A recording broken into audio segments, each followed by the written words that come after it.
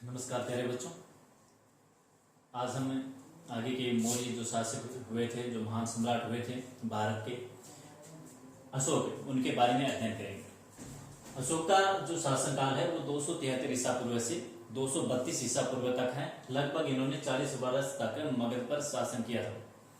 बिंदुसार और अशोक को राजा नहीं बनाना चाहते थे, तो बिंदुसार की इच्छा के विरुद्ध अशोक ने अपने भाइयों की हत्या करके, भाइयों की संख्या लगभग 99 बताई जाती है, उनकी हत्या करके, उनका वध करके मगध के राजा बने थे। उनके लगभग 99 भाई थे, उनकी हत्या करके ये मगध के राजा बने थे।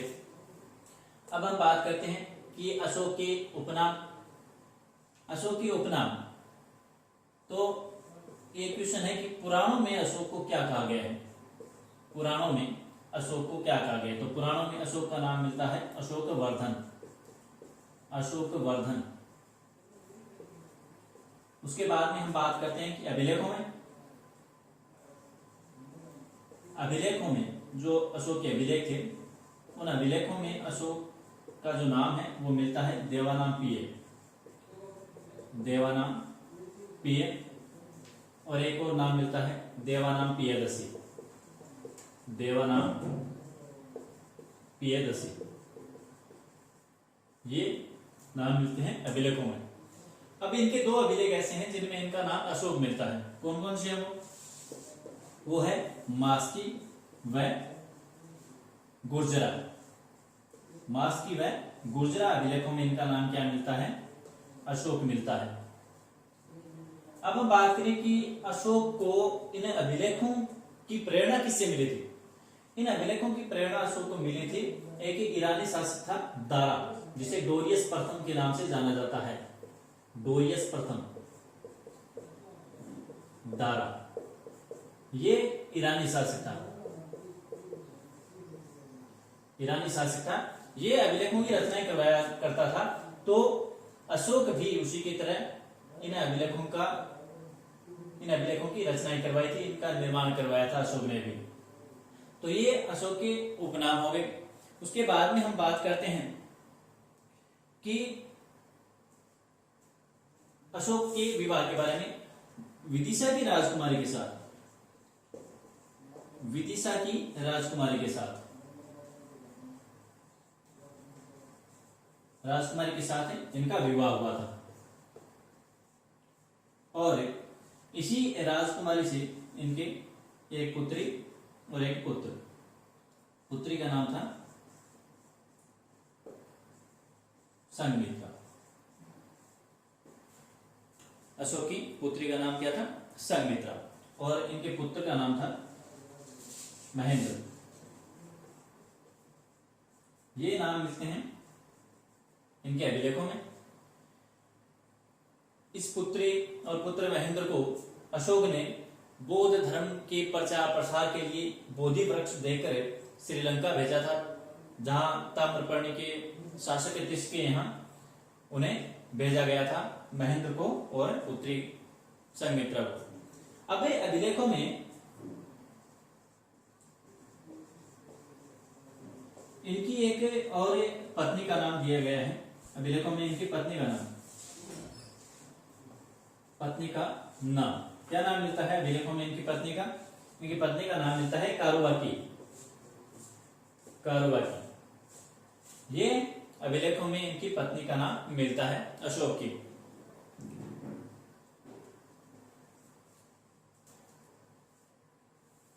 अब हम आगे बात करते हैं अशोक के साम्राज्य विस्तार के बारे में।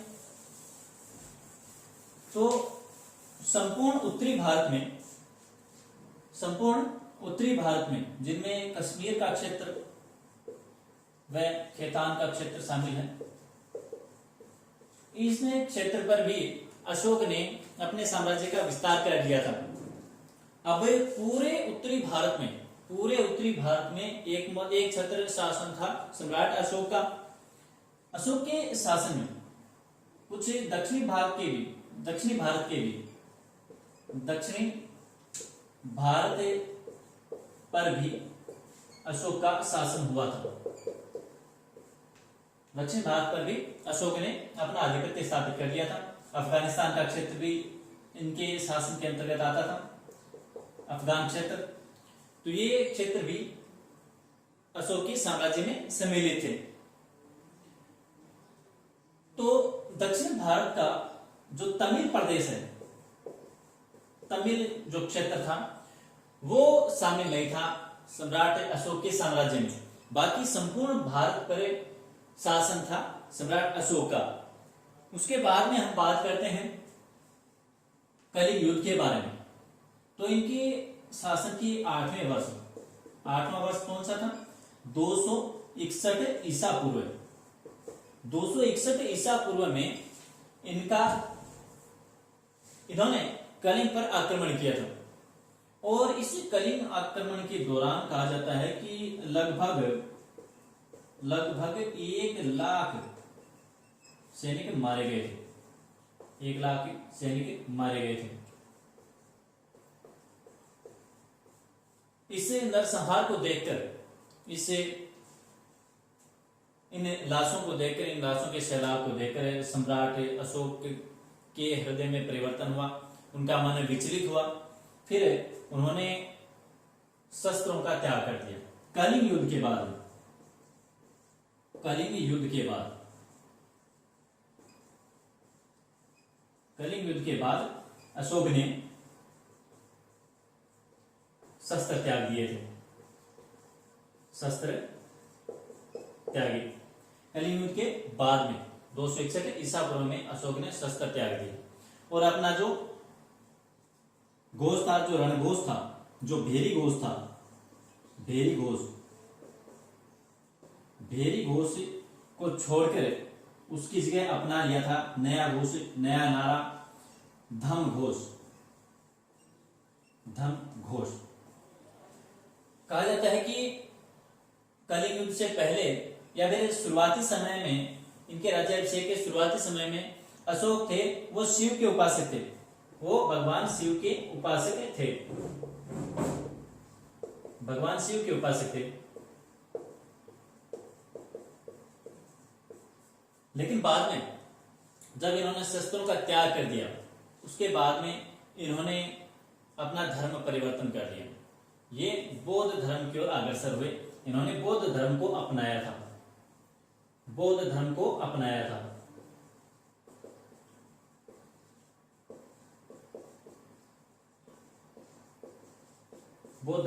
लिया।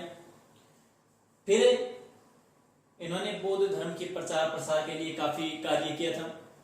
जो बौद्ध धर्म के जो मंदिर हैं, जो विहार हैं, उनका प्रचार प्रसार करवाया। उनके लिए इन्होंने खूब कार्य किया था, दान पुण्य किया था और इन्होंने धम्म की शुरुआत की थी। अब ये धम्म क्या था? धम्म था जो अशोक की प्रजा थी, जो सम्राट अशोक की प्रजा थी, उन लोगों के नैतिक उत्थान के लिए, उनके नैतिक उत्थान के लिए इन्होंने कुछ आदर्श वाक्यों की, कुछ आदर्शों की रचनाएं की थी कि क्या क्या आपको अपनाना है, क्या क्या नहीं अपनाना है। उन सभी विचारों को, उन सभी आदर्शों को क्या कहा गया था? धम्म कहा गया था। अभी इसके अंतर्गत क्या क्या शामिल है कि पाप कर्म से निवृत्ति। धम्म के अंदर शामिल क्या क्या है? पाप कर्म से निवृत्ति, यानी बुराई, जो भी बुरे कार्य थे उनको त्याग दिया। धम्म के अनुसार जो भी बुरे कार्य हैं उनको त्याग दें। अब एक और है, हमें अभिलेख की बात करते हैं जिसका नाम आता है रुमंदई अभिलेख। रुमंदई जो अभिलेख है वो नेपाल के तराई भाग से प्राप्त हुआ था। रुमंदई अभिलेख, और ये अभिलेख है वो सम्राट अशोक की अर्थव्यवस्था के बारे में जिक्र करता है। रुमंदई अभिलेख। रुमंदई जो अभिलेख है वो किससे संबंधित है? अर्थव्यवस्था से। अर्थव्यवस्था से संबंधित है।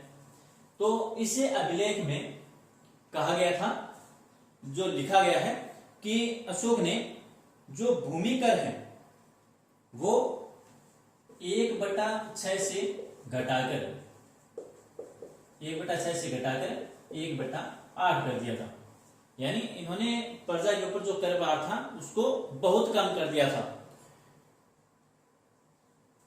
धर्म की परिभाषा की बात करते हैं।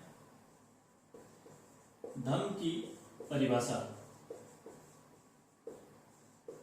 परिभाषा का जिक्र है या धर्म की परिभाषा हमें मिलती है वो अशोक के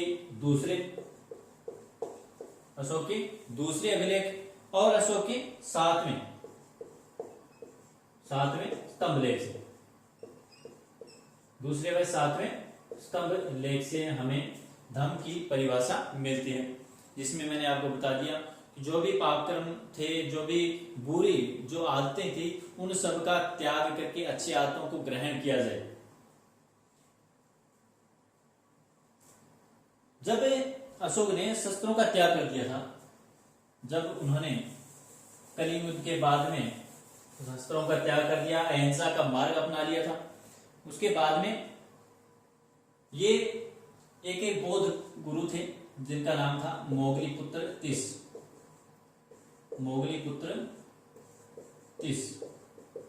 इनके प्रभाव में आकर ये इनके शिष्य बन गए थे। मोगलीपुत्र तीस के सम्राट अशोक इनको अपना गुरु बनाया था और बौद्ध धर्म में इनसे शिक्षा ली थी या बौद्ध धर्म की शिक्षा है वो ग्रहण की थी। एक और इनके गुरु का नाम मिलता है जिनका नाम था उपगुप्त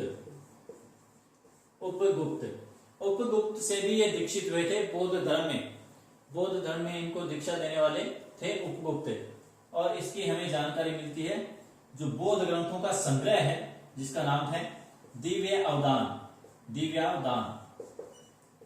ये बौद्ध ग्रंथों का संग्रह है, बौद्ध ग्रंथों के संग्रह को दिव्य अवदान कहा गया है। और इसी में ये जानकारी मिलती है कि अशोक को बौद्ध धर्म में दीक्षित करने वाले जो संत थे, जो बौद्ध गुरु थे, वो थे उपगुप्त। तो उपगुप्त ने उन्हें बौद्ध धर्म में दीक्षित किया था। जब अशोक ने कलिंग विजय की तो कलिंग विजय के पश्चात उन्होंने कलिंग की जो राजधानी थी वो बनाई थी तोशली इसको धौली भी कहा जाता है, तोशाली भी कहा जाता है। तो कलिंग को भी अपने साम्राज्य में शामिल कर लिया था। एक बड़ा क्षेत्र था जो कलिंग था वो। बाद में इन्होंने बराबर की पहाड़ियों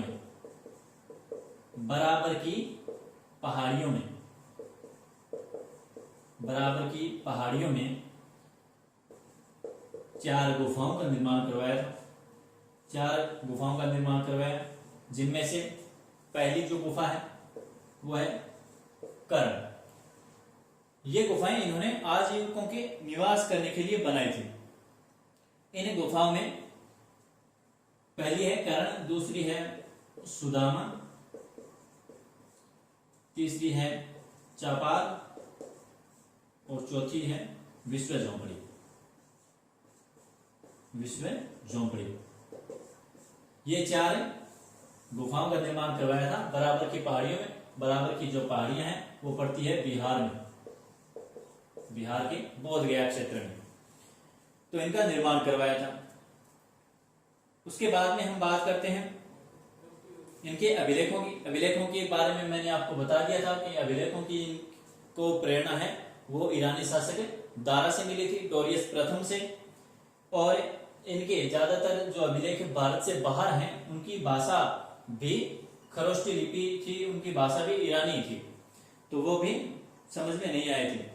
लेकिन जो भारत के अंदर जो इनके अभिलेख मिले थे उनकी जो लिपि थी वो थी ब्राह्मी, और बाहर जो मिले थे उनकी लिपि थी खरोष्टी। उसके बाद में हमें बात करते हैं सम्राट अशोक के बाद में जो और मौर्य शासक हुए थे उनके बारे में। तो इनके जो पुत्र थे महेंद्र, उनको तो इन्होंने ताम्रपर्णी श्रीलंका में भेज दिया था। वहां के शासक है तीस के पास में बोधि वृक्ष देके, यानी वहां पर भी बौद्ध धर्म का प्रचार प्रसार करवाया था सम्राट अशोक ने। 232 ईसा पूर्व में 232 ईसा पूर्व में अशोक की मृत्यु हो जाती है। उसके बाद में इनके जो उत्तराधिकारी होते हैं वो इतने सक्षम शासक नहीं बन पाते हैं कि मौर्य साम्राज्य को बनाए रखे, उसका विस्तार कर सके। सम्राट अशोक के बाद में मौर्य साम्राज्य का पतन है वो शुरू हो जाता है। अगले 50 वर्षों में, इसके बाद में 232 ईसा पूर्व के बाद में अगले 50 वर्षों में जो शासक हुए थे वो कमजोर शासक हुए थे, जिसकी वजह से मौर्य साम्राज्य का पतन होना शुरू हो गया था। अशोक के बाद में एक और राजा का नाम आता है जिसका नाम था कुणाल, राजा बने थे। अशोक के बाद में उनके उत्तराधिकारियों में नाम आता है। उसके बाद में हमें बात करते हैं कि कुणाल के समय की बात है। राजतरंगिणी कलहन के द्वारा रचित एक पुस्तक है, उसमें भी लिखा गया है कि कुणाल के समय में कश्मीर या फिर जम्मू कश्मीर पर जालोक का शासन था। जालोक का शासन था जम्मू कश्मीर पर, और ये बात लिखी गई है राजतरंगिणी के अंदर। राजतरंगिणी ये रचना है किसकी? कलहन की। राजतरंगिणी कलहन की रचना है जिसमें ये बात है वो लिखी गई है कि जालोक उसमें कश्मीर का शासक था। उसके बाद में हमें बात करते हैं जो अंतिम सम्राट था मौर्य वंश का, उसका नाम है बृहद्रथ। बृहद्रथ अंतिम मौर्य सम्राट था। अंतिम मौर्य सम्राट, अंतिम मौर्य सम्राट है बृहद्रथ। अब बृहद्रथ के बाद में मौर्य वंश वो एकदम समाप्त हो जाता है और उसके बाद में नया वंश आता है जिसका नाम होता है शुंग वंश। शुंग वंश, शुंग वंश के जो संस्थापक हैं पुष्यमित्र शुंग। पुष्यमित्र शुंग ने बृहद्रथ की हत्या करके ये मगध का साम्राज्य है वो हथियाया था। पहले जो शुंग वंश के जो लोग थे वो मौर्य सम्राटों के अधीन कार्य करते थे, उनके यहाँ नौकरी करते थे, लेकिन बाद में पुष्यमित्र शुंग जो प्रधानमंत्री थे बृहद्रथ के, उन्होंने बृहद्रथ की हत्या करके इसे संपूर्ण मौर्य साम्राज्य को समाप्त कर दिया था। उसके बाद में हम थोड़ी मौर्य प्रशासन के बारे में बात करते हैं। मौर्य प्रशासन में मुख्य रूप से जो प्रांतीय प्रशासन है उसकी हम बात करेंगे। मौर्य साम्राज्य है वो कुल 5 प्रांतों में विभक्त था। कुल 5 प्रांतों में विभक्त था, जिनमें से नाम आता है उत्तरापथ, दक्षिणापथ,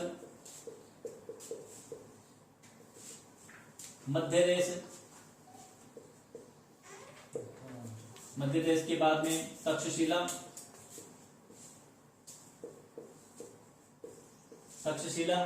और इनका एक और जो क्षेत्र है वो था कलिंग, जो अशोक ने जीता था, कलिंग। ये 5 भागों में बंटा हुआ था सम्राट अशोक चंद्रगुप्त। इनका जो साम्राज्य था वो इन्हें 5 प्रांतों में बंटा हुआ था। फिर हम बात करते हैं इनकी राजधानी। सॉरी, इसमें तक्षशिला नहीं है, तक्षशिला है वो उत्तरापथ की राजधानी है। तक्षशिला उत्तरापथ की राजधानी है। इसके यहाँ पर नाम आएगा हमारे अवंती राष्ट्र। अवंती है वो एक महाजनपद भी था जिसकी राजधानी उज्जैनी थी, और इस समय भी उज्जैनी ही इसकी राजधानी थी। उज्जैनी ही इसकी राजधानी थी। उत्तरापथ की राजधानी तक्षशिला, उत्तरापथ की राजधानी थी तक्षशिला। कलिंग की राजधानी हमने पढ़ी थी तोशाली, कलिंग की राजधानी थी तोशाली। उसके अलावा जो दक्षिणापथ और जो मध्य देश है, मध्य देश की राजधानी क्या थी? पाटलिपुत्र, पटना, और दक्षिणापथ की राजधानी थी सुवर्णगिरी।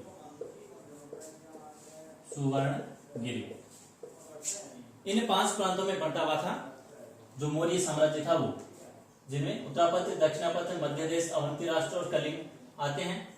उत्तरापथ की राजधानी थी तक्षशिला, दक्षिणापथ की राजधानी सुवर्णगिरी, मध्य देश की राजधानी थी पाटलिपुत्र, अवंती राष्ट्र इसकी राजधानी थी उज्जैनी और कलिंग इसकी राजधानी थी तोशाले। ये प्रांतीय क्षेत्र थे। इन्हें ये जो प्रांत थे ये बाद में विषयों में बंटे हुए थे, विषयों में विभक्त थे। जैसे वर्तमान जो राज्य हैं वो जिलों में बंटे हुए थे, उस समय ये विषय कहलाते थे और विषयों के जो अधिपति थे उनको विषयपति कहा जाता था। विषयपति का यहाँ पर शासन होता था विषयों के अंतर्गत। फिर जिले का जो प्रशासनिक अधिकारी होता था, जो मुख्य अधिकारी होता था, उसको कहते थे स्थानिक। स्थानिक है वो मुख्य प्रशासनिक अधिकारी इस क्षेत्र का, यानी विषय का मुख्य प्रशासनिक अधिकारी।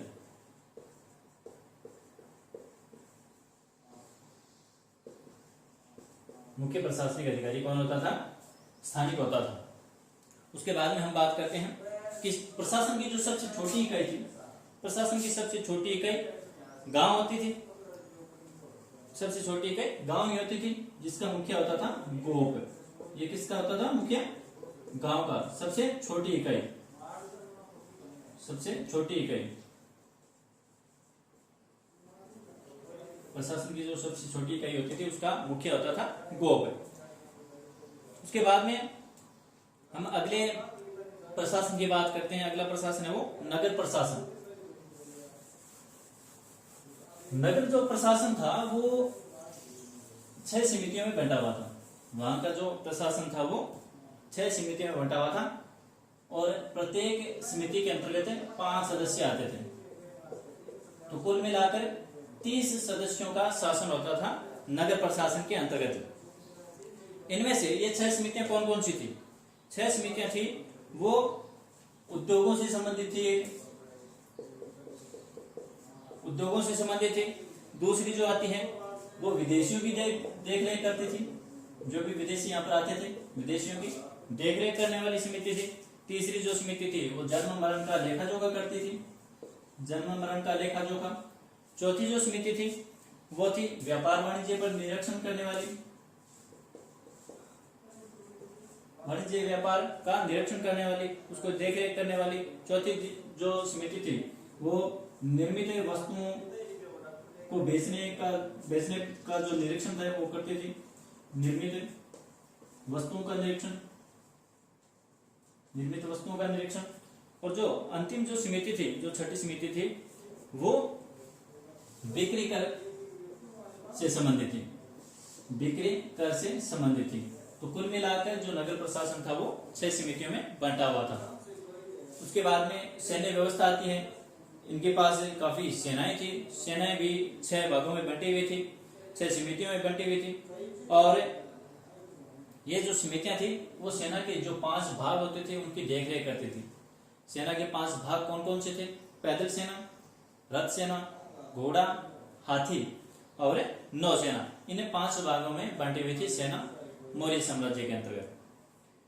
जो सैनिकों का प्रबंध करने वाला जो अधिकारी होता था वो उसको कहा जाता था अंतपाल, उसे अंतपाल कहा जाता था। ये सैनिकों का प्रबंध करता था। जो सीमांत क्षेत्र होते थे उनकी निगरानी रखने वाला जो अधिकारी है वो होता था अंतपाल। न्याय प्रशासन के अंतर्गत हम बात करें तो न्याय प्रशासन के अंतर्गत 2 मुख्य रूप से अदालतें होती थी, जिनमें से धर्मस्थीय एक अदालत थी और दूसरी थी कंटक शोधक। जो धर्मस्थीय जो अदालत थी वहां पर दीवानी मामलों का निपटारा किया जाता था और जो कंटक शोधक जो अदालतें थी वहां पर जो फौजदारी मामले होते थे, जैसे लूटपाट, मारपीट वगैरह के, उनका निपटारा है वो किया जाता था। और कंटक शोधक जो न्यायालय है उनके अंतर्गत जो अधिकारी आते थे, जो न्यायिक अधिकारी आते थे, उनको प्रदेष्ट्री कहा जाता था। तो ये हमने लगभग जो मौर्यकालीन प्रशासन है उसकी हमने बात कर ली है, मौर्यकालीन प्रशासन के बारे में। अब मौर्यकालीन जो समाज है उसके बारे में हम बात करते हैं। मौर्यकालीन समाज, सामाजिक जो व्यवस्था थी वो अच्छी थी, वर्ण पर आधारित थी, वर्णों पर आधारित थी। यहाँ पर महिलाओं की स्थिति है वो ज्यादा अच्छी नहीं बताई गई है। जैसे गुप्त काल में महिलाओं की स्थिति वो काफी अच्छी थी, लेकिन मौर्य काल में महिलाओं की स्थिति अच्छी नहीं बताई गई है। एक ध्यान में रखना है कौटिल्य की पुस्तक के बारे में। कौटिल्य की जो पुस्तक थी वो थी अर्थशास्त्र। अर्थशास्त्र। कौटिल्य की पुस्तक का नाम क्या था? अर्थशास्त्र। मैक्स नील्स की पुस्तक का नाम पहले बता दिया था। इंडिका की रचना की थी उन्होंने। वर्ण व्यवस्था के बारे में हम बात कर रहे थे। 4 वर्णों में विभक्त था यहाँ पे जो समाज था वो, और इन 4 वर्णों की अलग अलग कार्य थे, और ये जो वर्ण व्यवस्था थी वो जन्म पर आधारित थी। इनके अलावा भी कुछ अन्य जातियां थी जिनको अलग अलग कार्य है वो दिया जाता था, जो इन वर्णों से बाहर आती थी, वो अलग ही कार्य करते थे। ये हमारा जो मौर्य प्रशासन है, जो मौर्य शासक हैं, उनके बारे में हमने लगभग अध्ययन है वो कर लिया है। फिर भी आपको अगर कुछ डाउट हो, कोई बात ना समझ में आए, तो आप पूछ सकते हैं वो। तब तक के लिए आप घर पर रहते हुए पढ़ाई करें, अपना ध्यान रखें। धन्यवाद।